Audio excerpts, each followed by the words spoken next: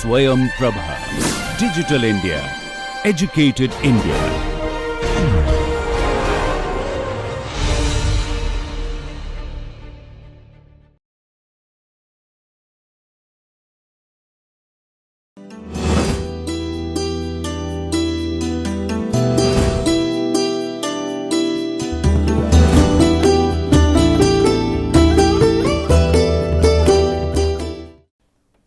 Hello viewers, welcome back to this course on ESD, Education for Sustainable Development.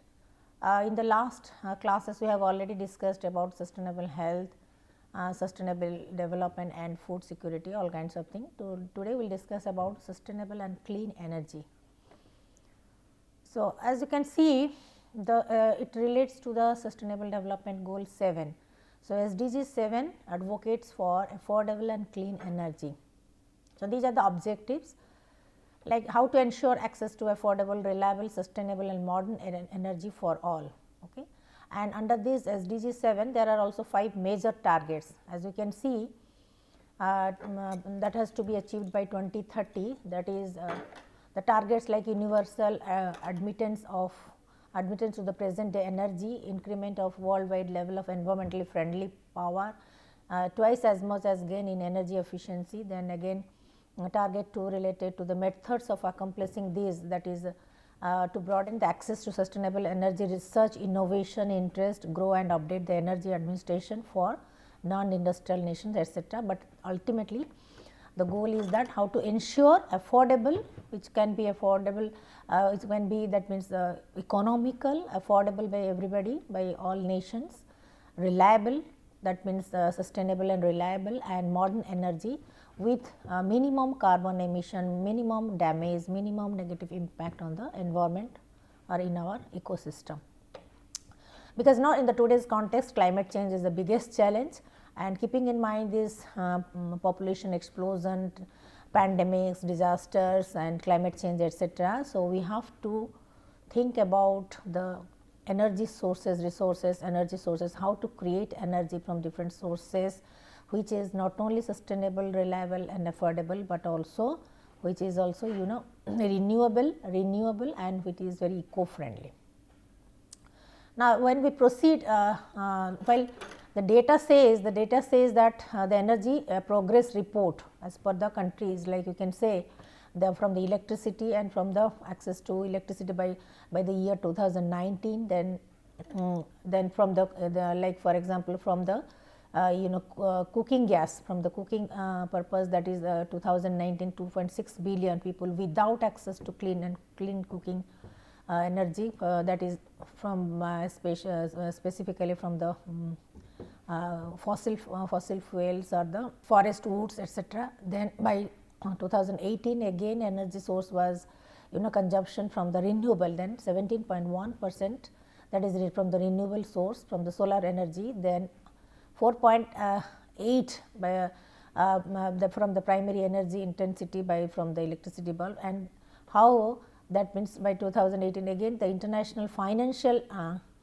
rose to equip that means to support this clean energy. So, it is that means how this progress started from 2018 and gradually how it is moving up. So, what is how to that means that this is the tracking of SDG 7, the energy process report as per the 2021, how it is how the evolution, how the process has taken place sequentially. Now, in the present date, at present, then these are some of the clippings like the affordable energy challenges, that we are facing. Challenges we are facing, that like for example, lack of access to modern electricity, that is one challenge. Then indoor air pollution, because of the cookings, because of the fireworks inside the house. Then fossil fuels, main contributors to the climate action, fossil fuel, and the solutions, how it can be solved, the solution, probable solutions like the affordable, reliable and modern energy. Second is how the energy can be renewable, can be renewed from time to time, renewable energy, and energy saving policies, in terms of energy saving policies, renewable energy and access to clean, affordable and the renewable energy. So, these are the possible solutions and these are the challenges that we are facing. So, India's source of energy from the different aspects, from different domains. Like let us see, like India's source wise electricity generation capacity, like primarily it is from the thermal, that is coal industry, that is from, this is the megawatt, that means this portion, there is a major portion that we get the energy in India from the thermal source. Okay. The next becomes that this much portion is only renewable energy, and again this portion is from the hydro energy from the water resources, and this much is 6780 is gigawatt is only from the nuclear energy, nuclear source, and then the this portion is from the petroleum gas sources. So, this is the distribution of India's energy resources that we are using and consuming in our day to day life. So, again the top 5 states who have already installed the renewable capacity and of energy resources, like for example, top 5 states, those who have actually acted upon this renewable energy, how to create it, how to use it, how to maintain it, manage it. So, these 5 states are like, for example, they have about 66.99% of renewable energy capacity, they have got the potentiality. First is that Karnataka state 17.449 almost percentage, Tamil Nadu 16%, Maharashtra 12.53%, Gujarat 10.6% and Rajasthan 10.22%. So, these are the 5 states, those who have made the advanced progress in renewable energy resources, capacity, building capacity and managing these things and using it from time to time. Alongside the 5 other states are also there, like for example, Andhra Pradesh, Madhya Pradesh, Telangana, they are also working on this they are also planning for the renewable infrastructure, to build the infrastructure for the renewable energy, and 9 states account for 91.65% of the total Indian installed capacity of affordable and clean energy.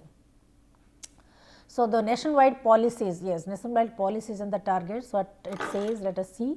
The current status that the government of India has said that that for installing the 175 gigawatt of renewable energy capacity by the year 2022, which includes also 100 gigawatt from solar and 60% 60 gigawatt from the wind and 10 from the biopower and 5 from the small hydropower. So, this is the current status and the targets of Indian government to achieve 175 gigawatt renewable energy from different sources, solar, wind, then the hydropower and the bio.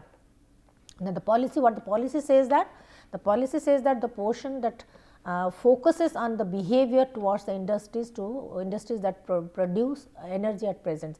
So, the industries, both the public sector and private sector, who are actually producing the energy. So, this is there are some guidelines in policy 1, they have to follow these guidelines, how to focus on the renewable energy sources, and policy 2 addresses the future needs of energy for sustainable growth. So, we have to assess the future needs as well right now, and accordingly plan our uses, not only uses, but the creation of these renewable resources. So, it is necessary to address the sustainability part of the sustainable energy, whatever resources that energy we are creating right now, how to sustainably use it, and what would be our future needs for the energy requirement for future generation to come, and how to not only create it, store it, preserve it and sustainably use the energy. So, this one is that creation of the energy for the present and assessing the need, and second is then assessing the need for the future requirements and sustainably use the energy.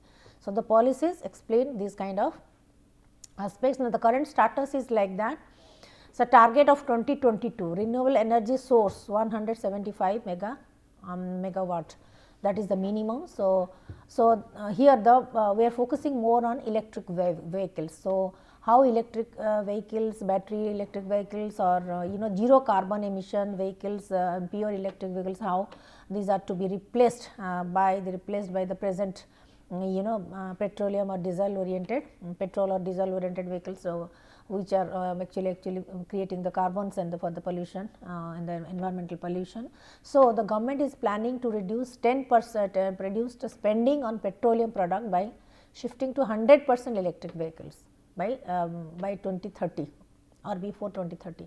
So, all these electric vehicles, battery electric vehicles and the pure electric vehicles, that is primarily the chargeable renewable energy sources are going to replace the whole automobile sector by 2030, which are primarily based on petroleum and the petroleum and the diesel products, petroleum products. So, here again the Indian government also has already started initiative to provide the electric vehicles on zero down payment, again on loan basis. On the loan basis also they have started to provide these vehicles, this kind of vehicles with zero down payment, that means in EMI basis on installment. And then again financial incentives also, the government has all agreed to sponsor up to 60% of the research and development. So, government is willing to spend 60% of the fund of the budget in the research of this research and development of the renewable energy. So, these are the major you can say major attempts, major effort, major endeavor taken by the government. 100% replacement of the vehicles, zero down, that means providing the electric vehicles with a zero down payment and investing more on the research and development of the energy, renewable energy.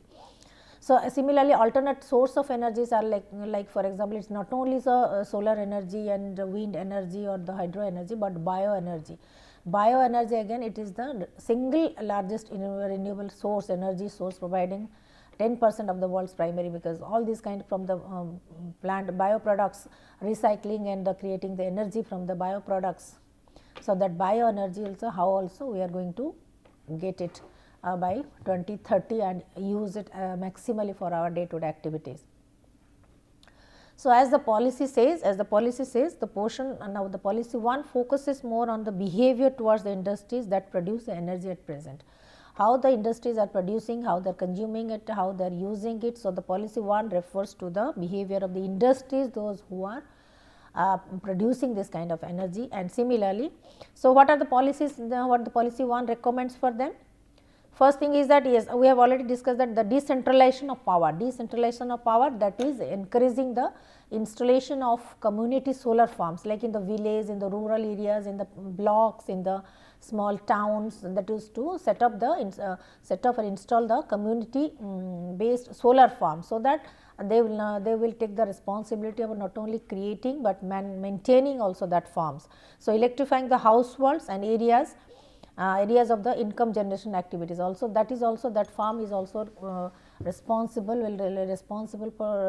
not only providing the energy sources or electrifying the households, but also it also become a source of income generation for the people also. That is one, decentralizing the power system and giving the responsibility and access to the to manage the solar farms being installed in the rural areas or small town areas.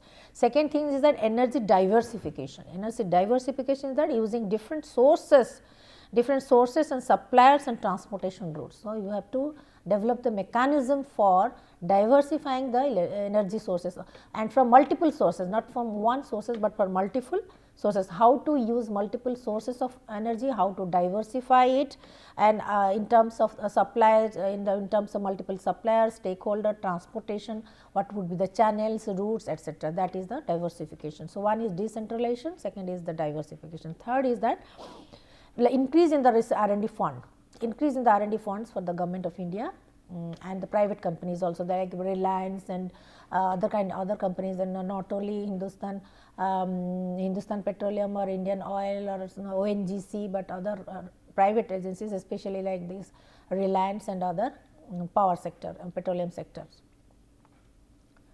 So, then policy 2, what the policy 2 says that policy 2 addresses the future needs of the energy for the sustainable growth. So, we have to assess beforehand right now what would be down the line 20 years, what would be our energy requirements, because not only the cities are growing, infrastructure is growing, industry is growing, but also people's consumption is also is increasing, people's consumption also increasing. So, and again in terms of even though we are producing the modern gadgets in terms of economical, or you can say LED or economical aspects, but even then we have to assess it, map it from time to time. So, profitable scale of the renewable energy its distribution, its service, its energy solution, business, everything. So, starting from the production to starting from the production, economical aspects, that is how profitable it would be to scale up the renewable things, cost effectiveness, its distribution system, its service, its solutions, its business, again the business. So, all kinds of things are that comes under the purview of policy 2. Then the compulsory hybrid power source for all. So, we should not depend on the only one source of energy, but compulsory hybrid power source for all energy intensive industries. That means, you have to rely on multiple sources of energy, not just only one. Microgrid, installing the microgrid to every remote location for improved electrification. This microgrid is like just your transformer kind of, but micro in terms of electric supply. So, microgrid to be installed in the remote locations, in the rural areas, in the small towns for the better electrification, and limitation to the amount of power consumed and penalty on exceeding the limit for large scale industries. So, nowadays it has already become a features like as per the consumption of your electricity, you are not going, not only that means the boards are not only hiking the prices of consumption, but also they have also minimized, that means they have customized it, that means for every household this much of power can be only be distributed. And again similarly, we are also that means the government is also putting control on the water consumption also. So, because power, energy, water, these are the very valuable resources. Similarly, the limited grant, limited permission is there for for household water consumption, for household power consumption, electrification. So, there are that means we have to spend it, that means sustainably, we have to spend it sustainability, and there are some few guidelines. So, policy 2 prescribes for the domestic use, for the industrial uses of the power or energy sources, and we have to assess beforehand what would be our future needs and how to create renewable energy in a very cost effective way, and what would be its distribution system, its energy solutions, channels, transport, all kinds of things A to Z would be elaborated and discussed thoroughly. Accordingly, all the both the private sector like Tata Power System, Tata, Reliance, they are also investing in they are also engaged in this energy sector. So, they are also as a partnership also, they are also the stakeholders in the business. So, how to function it, how to govern it, how to manage it, how to distribute it. So, everything is related to policy 2, and as per the guideline they have to follow, both the public sector and the private sector. So, now the global energy demand is growing faster than ever. So, and however, because with the increasing population, with the increasing infrastructure, with the increasing business, with the increasing GDP, with the increasing expectations also, financial condition and expectation of the people. So, definitely the global demand is also growing faster. So, the total amount of renewable energy that is available now is growing very fast, and we have to meet the demands, we have to meet these demands. So, currently, so as per the global power market, it is experiencing the rapid power demand, because it is also for the economic growth also, energy is a very measure source, is a measure resource. So, we cannot ignore it, that means at the household we can control it, we can economize it, but in the for the economic growth, in the actually the enhancement in the global power market, or for the business market, and even especially for the health sector during the pandemics or the you can say disaster time. So, the amount of power currently generated by the renewables is still not enough to meet these increasing demands of the disaster mitigation, health services, and industry requirements, everything. So, this as whatever we are creating even from the renewable sources, that is not enough. So, it is also assumed that the global power supply of the renewable will grow by 35 gigawatt from 21 to 22, and it is gradually increasing. So, the global power demand growth will go up by 100 gigawatts over the same period. So, how to meet this demand? So, similarly we have to invest enough So, we have to invest enough in this renewable energy, its infrastructure, its maintenance, its distribution, everything. So, therefore, it required to meet the rising demand for energy sources in a sustainable way. So, sustainable, that means that is starting from the production to the infrastructure to the distribution to the consumption to the restoration to the conservation, all in all every aspect we have to be very calculative, we have to be very particular in not only using it sustainably, but also preserving it sustainably for the future generations. So, we have to transit, we have to move from one presently that means present practices to the more affordable and sustainable and economical practices. So, how to move on, how to not only create the clean and renewable energy, but how to use it sustainably and meet the future needs as well. So, let us do a SWOT analysis. SWOT analysis, that is analyzing our strengths, weaknesses, opportunities and the threats. So, when we talk about the strengths, strong points, like we can say that yes, renewable energy will be definitely cheaper, it will be cleaner, it will be sustainable in the long run, and even it will be economical also in the long run. And then it also sustainable in running the stable financial market also. So, fuel prices will not be hiked and will not fluctuate very often, and there will be less monopoly by the big companies or oil rich countries. So, oil price will be controlled, under control. So, that these are the strong points, strengths. But what are, again, what are the weaknesses? Like yes, but for installing the renewable creating the renewable energy, we need to have the strong infrastructure, and especially in India. So, we have to build the which we are lacking right now is the lack of good infrastructure for renewable energy.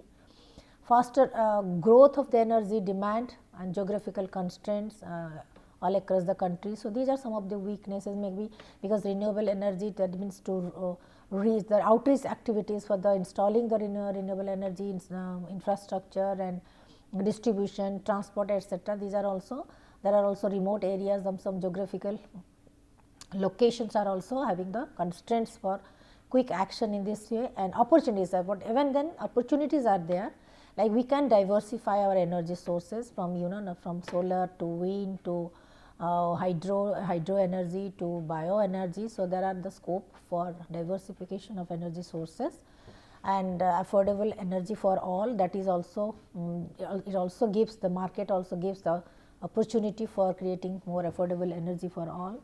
Then influence in the global market and decision, and if we become capable of creating this renewable energy, sustainable energy, and from multiple sources, and we can diversify our energy sources, definitely we are going to make progress in the global market also, not only in terms of our economic growth, but also in terms of business also, like in we can also supply, we can also export this kind of resources, energy resources also through outsourcing.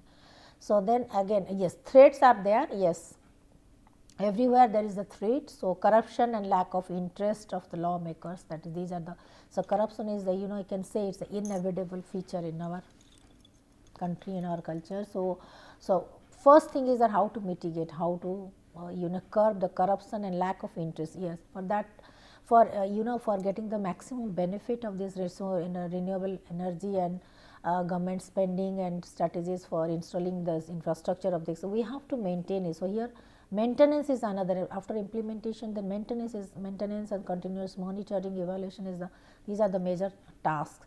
So, we have to take, that means all the stakeholders, this is here, this thing is that government cannot take every responsibilities. The private sector, whoever they are installing, they cannot take the responsibility of maintaining. Yes, they have their responsibility for maintenance of the equipments, infrastructure, etc., technical maintenance, but regarding the consumption, regarding the management, regarding the restoration, that all the stakeholders, they must also play a key role. So, therefore, how to curb corruption, lack of interest in the lawmakers, but yes, we have to very strict in the law, in the policies and following the policies, etc. So, corruption, how to curb the corruptions, how to educate people, especially educate people, like the, for example, installing the solar power plant, solar energy plant farm in the rural areas, then we have to involve and engage the rural people, youth and adults, educate them, then educate them, inform them and give them the responsibility of maintaining their own things. So, we have to educate them, motivate them, think that if you run these things, if you maintain these things properly, so you will be benefited. So, once the government and the private sector they have installed, it is your job, it is your responsibility to maintain, because it has been meant for you only, for you people to, or for your household or for your uses only. So, you have to take care of.